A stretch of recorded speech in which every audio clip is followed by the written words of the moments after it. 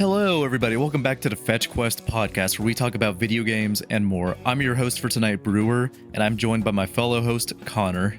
Hello. So, Connor, what have you been up to lately, my good sir? Nothing much. I've just been hanging out, trying to get through my backlog recently. Oh, actually, I almost forgot. I have this. I bought this really cool hat recently. Oh, that's nice. Does it have like a cool design or something? Is it a certain brand? No, it grants wishes. What? How did you even get a hat like that? I bought it at this really shady yard sale. It's pretty cool. Connor, I don't want to be mean, but I'm pretty sure you got ripped off, you idiot. My friend here is not an idiot. Who said that? Oh yeah, the hat also talks. It's kind of like a genie, but a hat instead of a lamp. Well put, my friend. Connor, I don't trust this hat guy. He told me his name is Eslo. Whatever, he gives me a bad vibe. I'm getting a flamethrower. I ain't dealing with this. Brewer, we don't have the flamethrower. Remember, after you killed all those pigmen, guy got rid of it. Said it was dangerous. Oh, yeah. So what can I kill this guy with? You won't be killing anyone. You have now angered me, you little whippersnapper. I shall put a curse on you. You are a hat. You can't curse anyone. Why am I shrinking? You will now become a Minish. Unless, of course, you can lift the curse. How do I lift the curse? I don't want to be a midget. I said Minish, not midget, you idiot. Whatever. Just talk about a video game, and the curse shall be lifted. Since he's talking about Minish, you want to talk about Minish Cap, Brewer? Yes, fine, please. Anything. I don't want to be a midget. I said Minish. Are you deaf? Shut up, hat. I can't even reach my copy of Minish Cap since it's too high up on the shelf now.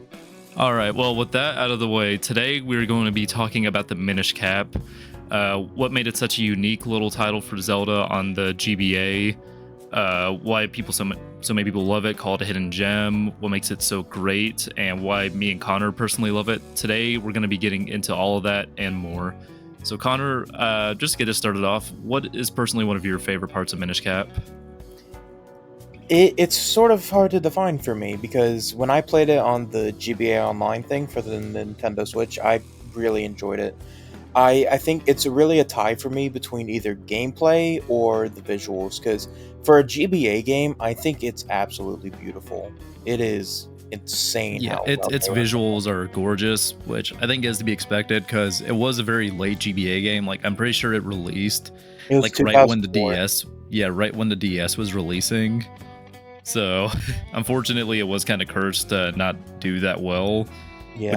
Which is a shame because I think it's probably one of the best handheld Zeldas out there. Yeah, for me, it's even like close to one of the best like Zeldas for me. Like, I think it'd be like maybe number 5, number 6, maybe. Yeah, it's one of the few Zeldas I've actually replayed a couple times. Like, I remember when I was in high school, I even replayed it on my phone on an emulator. Like, while I was at some tournaments and stuff while I was bored, just because it was that fun to replay through, even with like shitty touch controls on my phone. Yeah. It really. I haven't played many Zeldas, which I do want to sort of remedy at some point, but it genuinely is like a really good like Zelda game, and especially now that it's on GBA Online, I think a lot of more people are going to sort of play it and see like how good it actually is. Oh yeah, I guess with that, I will get into a quick little story overview. Yeah, because we've been mentioning how it's unique. So first thing I want to mention is the main villain is not Ganon/Ganondorf. Ooh. Yes, very surprising. Yeah, because for most of the Zelda games out there, the main villain is always gonna go back to Ganon, even if there's like a different villain. But yeah, no, no matter what, there will be a Ganon. Yeah, because I think even in like A Link Between Worlds, while it was some other painter dude, it kind of still went back and revolved to Ganon. Yeah, the entire story was like the painter person is super, like, they're threatening and that stuff was like, and then at the very end, it's like, oh, a surprise Ganon. Twilight Princess is like, oh no, there's not Ganon. Or is there? Yeah. Okay, but getting into that, the Minish Cap is different. So instead of the normal format with Zelda of just every hero, the princess, and then Ganon, they take that away. So at the beginning of the story, what happens is you and Princess Zelda, who are childhood friends, you're at a festival together to celebrate the Minish, and they have this strange artifact there called the Picori Sword that is sealing a great evil in a chest. And whoever wins the swordsmanship contest gets to actually touch the Picori blade as through tradition, because it's a festival that happens every century. Now, the strange sorcerer swordsman comes in, wipes the floor with everyone, and right as he's about to touch the blade, he actually just friggin' snaps it. And this is a villain named Vati, who will be the main villain throughout the whole game. And he even appears in a couple later Zelda titles like Four Swords. So after he breaks the blade and does all his evil biz, he turns Princess Zelda to stone, and you were set out on a mission to fix the Picori blade to eventually fight Vati off, and also free Princess Zelda from the stone state she is petrified in. Mm-hmm. And through the story, you also meet a hat guy named Eslo. Yes, the old hat who has cursed me to be a midget, or I guess a Minish, until this episode is done. Yep. And through Eslo, you learn about I think you already knew about the Minish, but you actually can meet the Minish, because he, like he has done to our poor friend Brewer here, gives you the ability to shrink down to the size of a Minish, which is what essentially is the core gameplay mechanic of Minish Cap, is the fact that you can shrink and explore the game in two different sort of worlds. Yeah, and I'm gonna be honest, it's one of my favorite gimmicks. Like, it was so good that, like, even in testing phases for Breath of the Wild, it almost showed up, because they did have this like village of tiny people, and it originally was maybe going to be a mechanic that you could shrink down and talk to them, but they eventually moved their focus onto the other aspects because it was too centralized in there. Yeah. Which is a shame, but at the same time, I'm still glad Minish Cap has a just little unique bit to it. Yeah, and it is really cool because the way the game incorporates it throughout is, it doesn't feel contrived at point. Like, I don't remember a single point where it felt like they were forcing the mechanic. It feels very natural for the game, and it allows it to really, both from a visual and gameplay perspective, it's able to do a lot with it. Yeah, because not only for the dungeons, the world exploration, and for the fights, it's unique. It just does so much to add to the immersion I had with the game. Since they didn't half-ass it and just make you do it like every now and then to solve a puzzle. No, if you want to like fully get all the little secrets in the town, you usually got to shrink down as a Minish and explore. If you want to even do some of the main dungeons, you have to shrink down and be tiny the entire time. And then a lot of times some of the bosses you fight are regular enemies, but now they're bosses because they're massive for a tiny person like you. And that is by far, I think, one of the coolest things they do with the Minish gameplay mechanic, because in the very first dungeon, the Deepwood Shrine, you are essentially just going through and exploring all of it, but right as you get to the boss chamber, you see a green choo-choo sort of like go into the area, and before this you've sort of just been seeing choo-choos as like a nothing. They like die in like one hit, I'm pretty sure, to any sword swing. They're super easy to kill and they're just everywhere. But in your Minish form, when you fight it, it's this huge like lurking like boss that is really not intimidating because it does have a goofy face, but it is like genuinely threatening. Yeah, compared to the other one, which, like Connor said, it could just kind of walk up to you, maybe try to hit you, but you'll just one-shot it most of the time. Not very threatening. You have to actually like use some of your items to like knock it down so you can attack its head, and you have to strategize around like beating it. It's kind of a neat perspective turn on its back.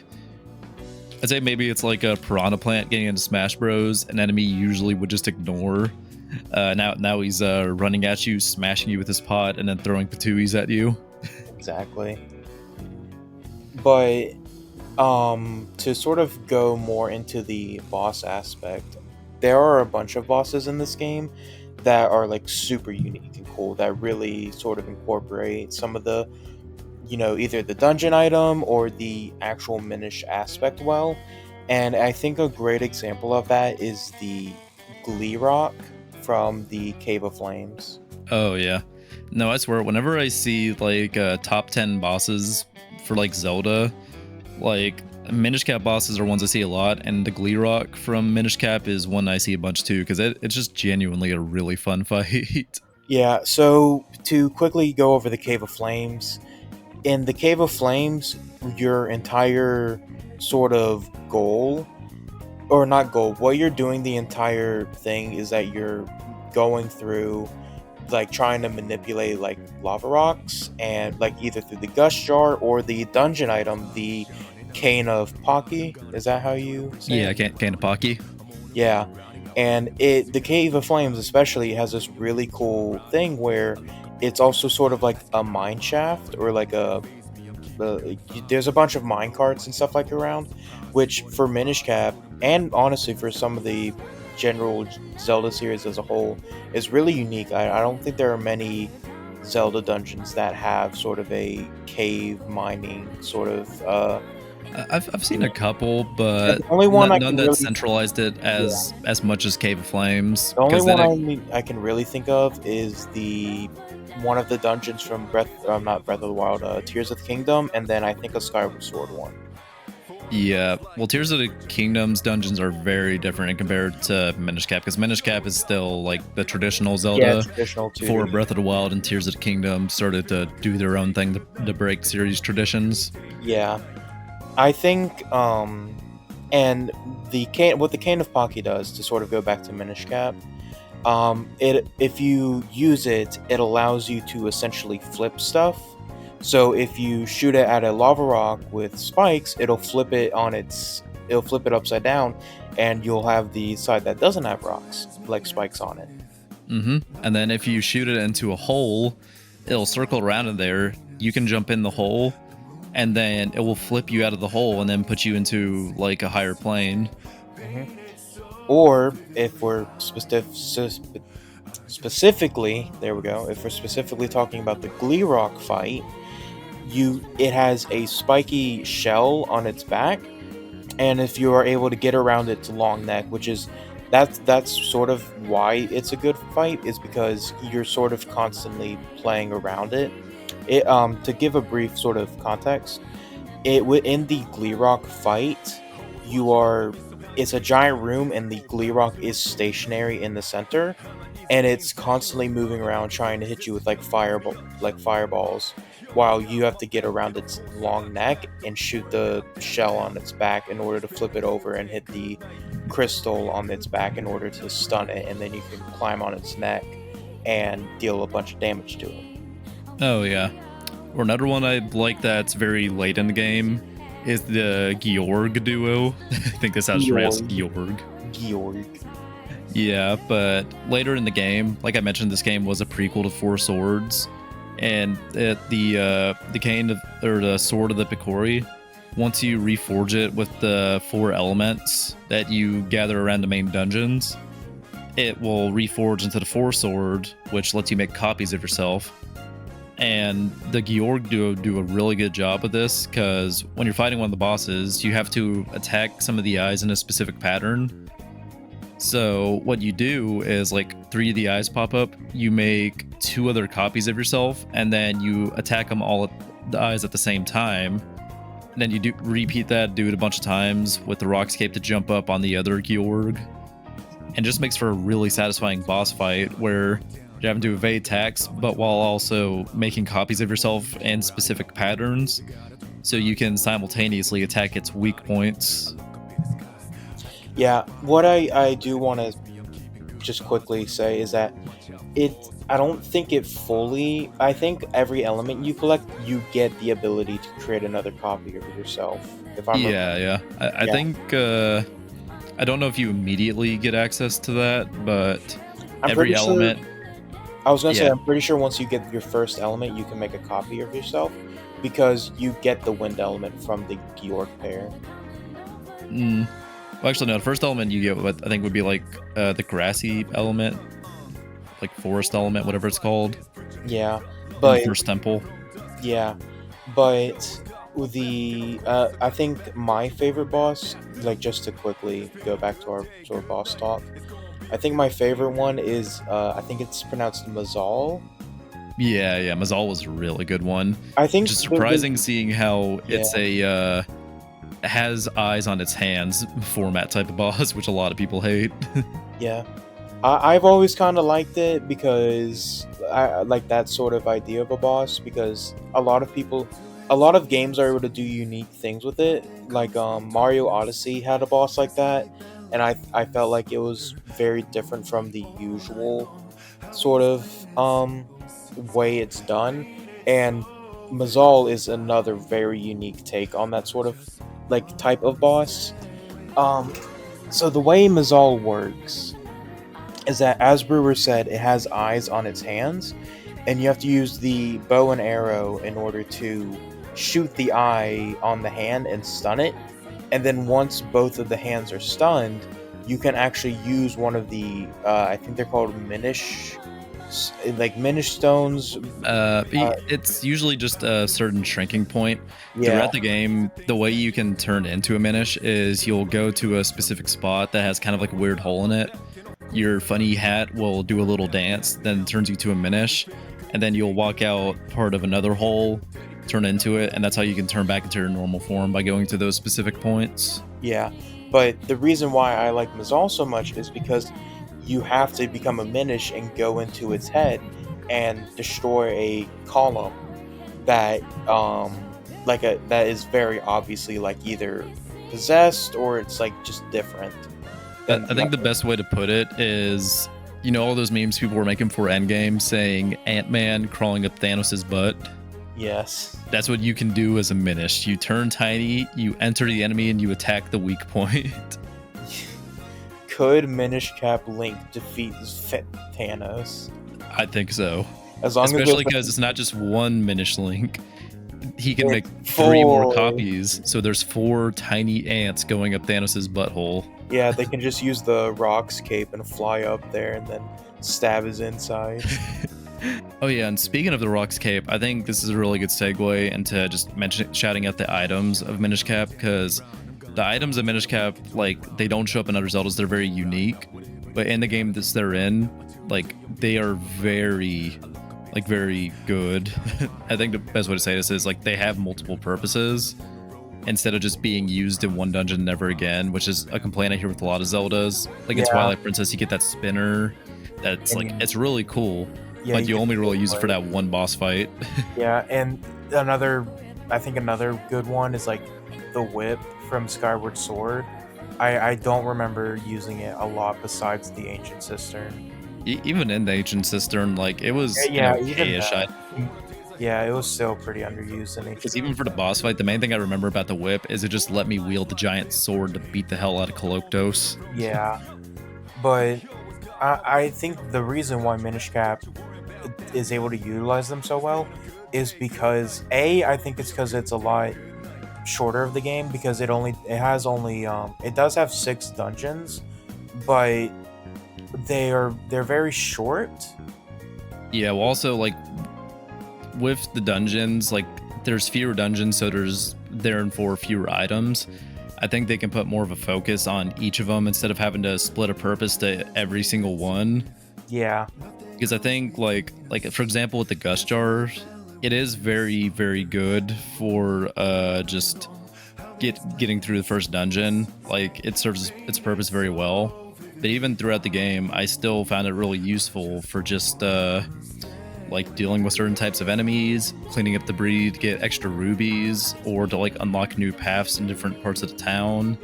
And then and similarly, like Kanapaki, even after the first dungeon, you would think it's like just a very niche item, but it was still really useful. Like, I could flip over like certain jars to make more Minish spots so I could explore more of the town.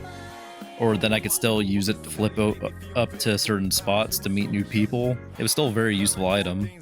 Yeah, and to sort of, especially with like the rocks cape and stuff like that, like I mean, it doesn't get a bunch of use because it is basically like at the end of the game, but it is still pretty useful because what the rocks cape allows you to do is that you sort of do a little jump and then you can glide basically over to different like areas and platforms. Yeah. Another thing I love with the Rocks Cape is similar to like the Pegasus boots, which they are a returning item, but they get some more use. Because in Minish Cap, your sword. One thing I loved about the combat is there were a lot of sword techniques you could learn. So instead of just your basic slash and spin attack, you could learn a lot of really cool and unique attacks that, in conjunction with your items, would help you fight the enemies. Like with the Pegasus boots, you could do like a thrusting dash. With the Rocks Cape, you could do a downward thrust, sort of like in Smash Bros, like doing a down air with any of the links. Yeah. Do we want to go into more of the combat real quick? We can real quick. Yeah, I think the sword techniques really help liven up the game in terms of the combat, because one of my favorite techniques is, I think it's called like the spin slash, where you essentially do Toon Link up B on ground, except you can move around. Oh yeah. No, that's like one of the later ones you unlock, but I felt so powerful doing that one. It's really good for some of the like bosses when you get it, especially the final boss, which we won't go into for spoilers, because I think you guys should definitely try and play this before, like, after you listen to this, because it is such a good... It is a fantastic little Zelda title. I think it has some of the best elements of traditional Zelda. If you want a good traditional Zelda experience, play Minish Cap. Yeah, exactly.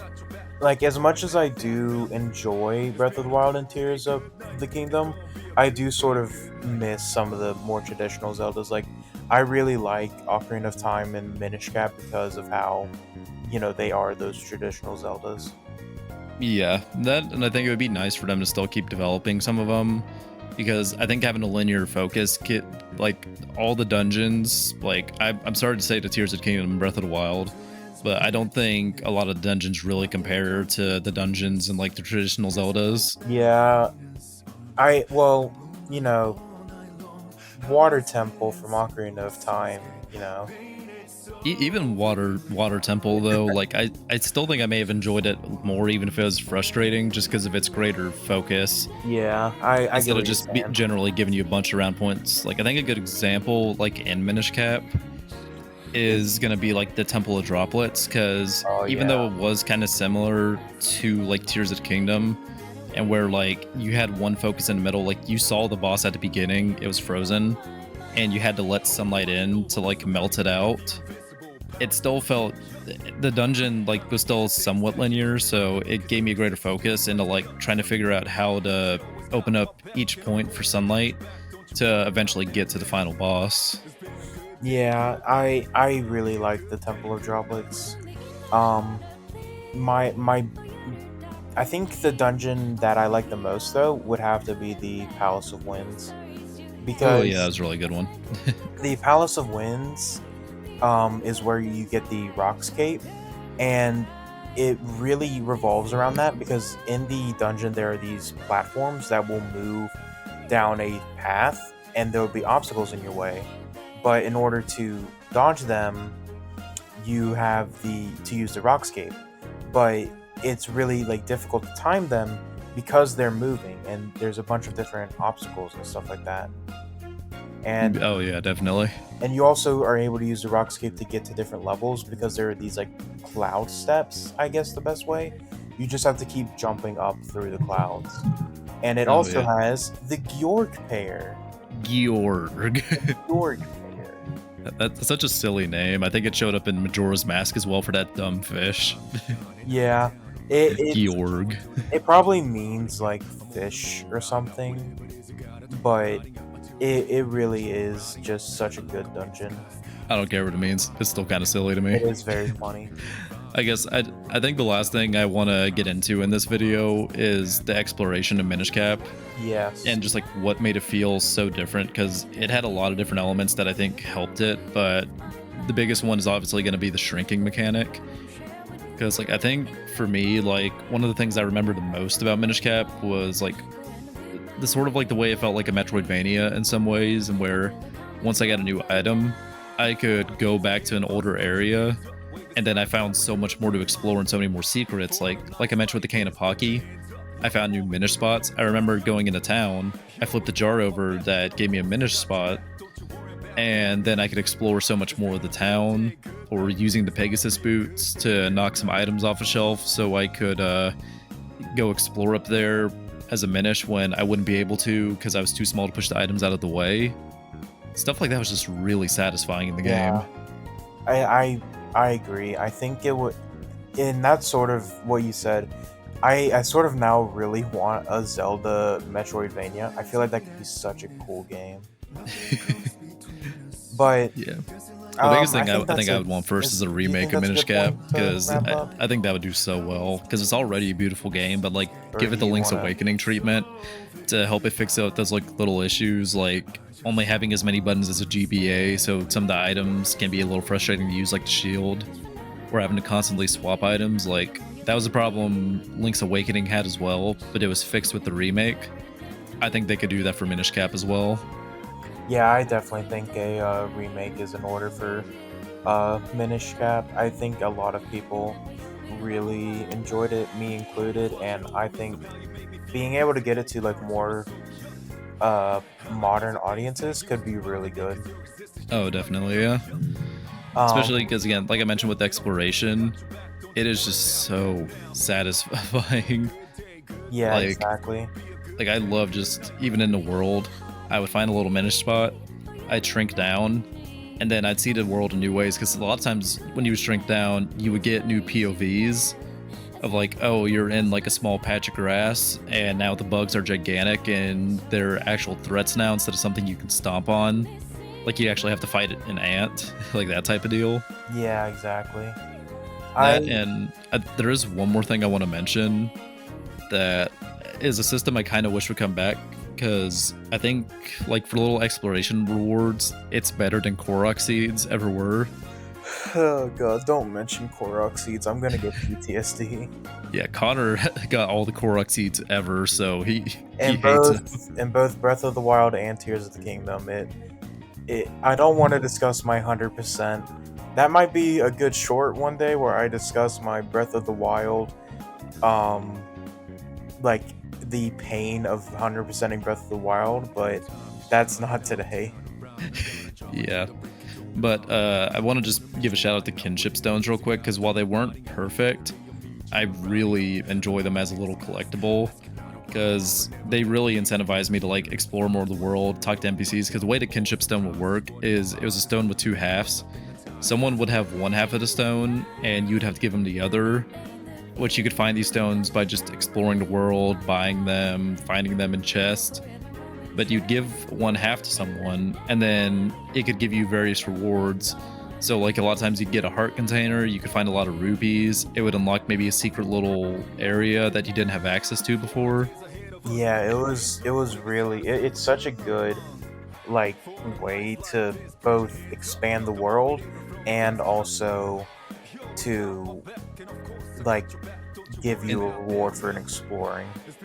Yeah, because like more with any other Zelda game, I think Minish Cap is the one I loved. Well, other than like Tears of the Kingdom and Breath of the Wild, but like for traditional Zelda, it was the one I wanted to explore in the most because I felt the most rewarded for it. Exactly. But I think that's a good place to wrap up. Oh yeah. I think we already gave a good closing point with the whole remake of the Minish Cap bit. Yeah. And oh god, I think I'm finally back at my normal height after talking about the game so long. You impressed me. You did a good job talking about Minish Cap. So I have lifted the curse. Thank you, funny hat man. Now I am not a midget anymore. For the last time, it's Minish, you dense piece of garbage. Okay, you know what? If you guys like this video, make sure to grab whatever stupid hat is near you and smash that like button and the subscribe button.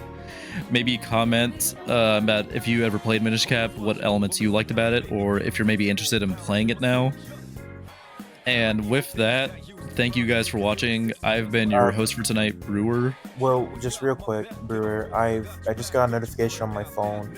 Apparently, for your good behavior, Guy has allowed you to have another flamethrower. Ooh, okay, change that up. Comment section, tell me if you want me to burn this stupid hat to the ground, and I will do it. Comment section, don't tell him to do that, please. Comment section, let me burn the stupid hat. Okay. I don't care if he used to be an old man or something. Let me burn him. And I've been your host for tonight, Brewer, joined by my fellow host, Connor. Thank you for watching. Goodbye.